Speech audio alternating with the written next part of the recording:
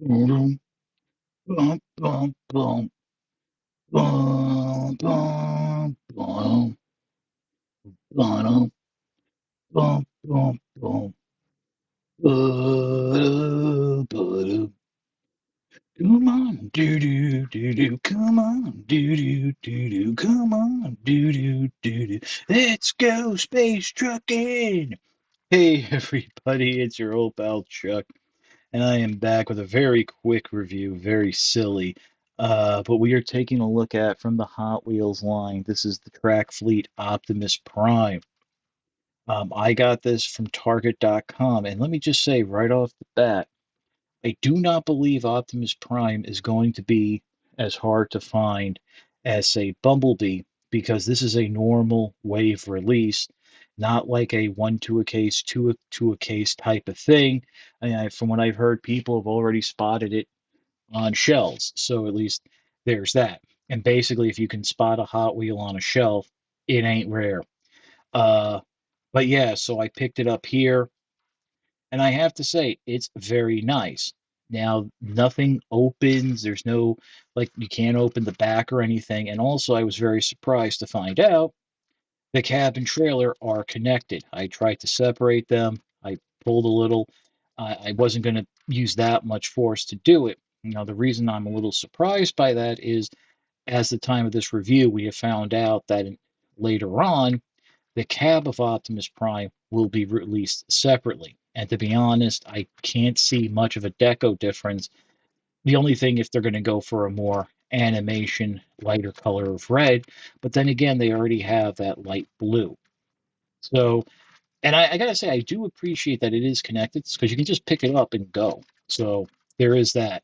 But it rolls very nicely, turns very well. I mean, for a truck, I mean, it is doing movements that, well, frankly, you wouldn't want a truck to do on the highway. Now, this apparently, according to the packaging, this is compatible with race sets and stuff, tracks, so you can put it in there. The cab is die cast.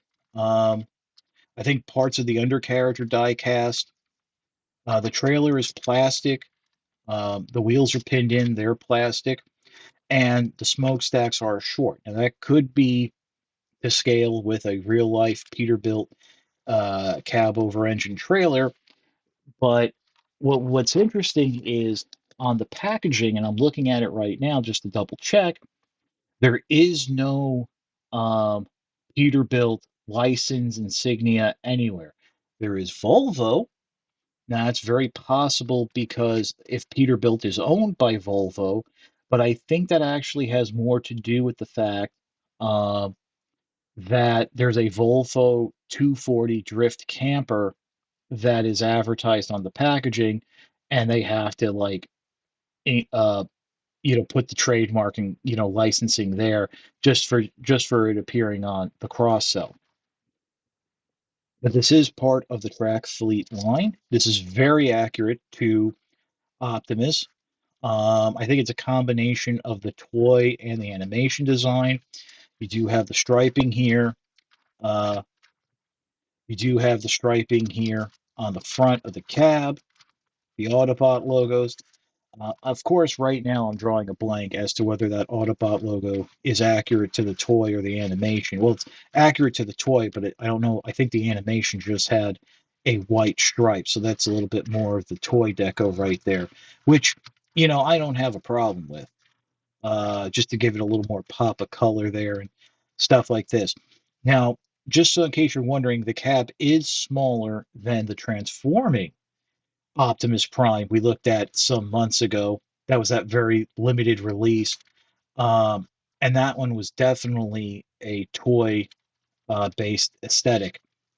But I mean, obviously, that's done to scale more with this Track Fleet line.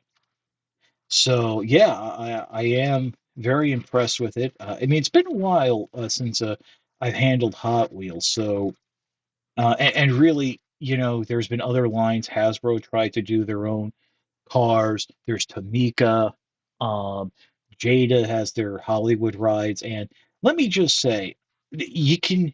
when you feel those and they're like, yeah, that's okay, that's fine. But then you put your hands on a genuine Hot Wheels or a genuine Matchbox car, and you just feel the difference in quality.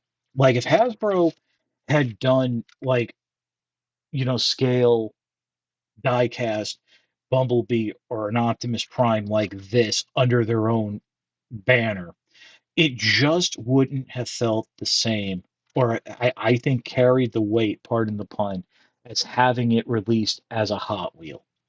I mean, Hot Wheels have always been bigger than Matchbox. Yeah, it's been close, but I think more people recognize Hot Wheels. And to be honest, I think in terms of you know, a lot name recognition, a lot of Matchbox cars have often been mislabeled as Hot Wheels.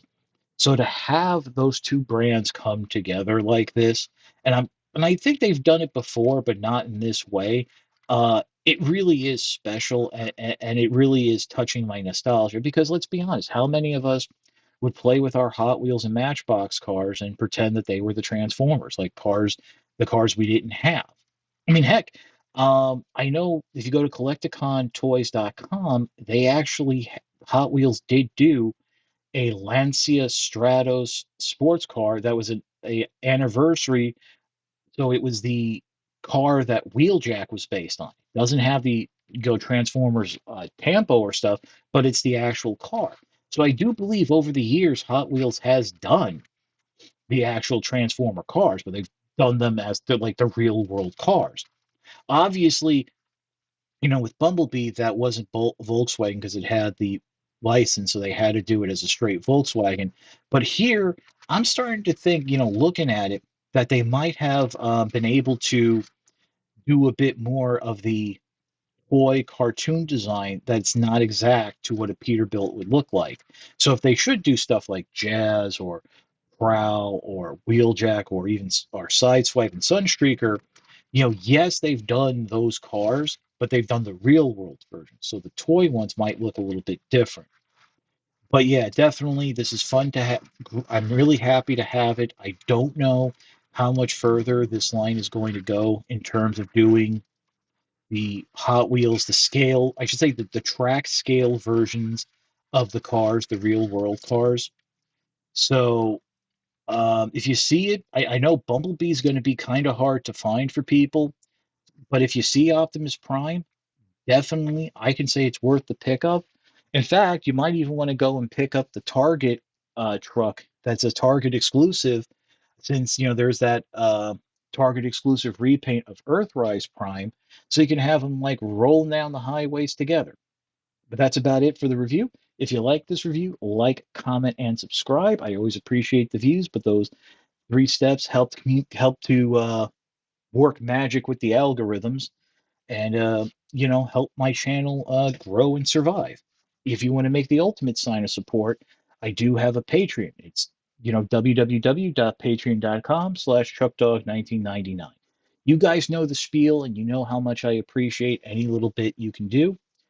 But that's it. Once again, this is your old pal Chuck with a Hot Wheels Track Fleet Optimus Prime. We will see you next time.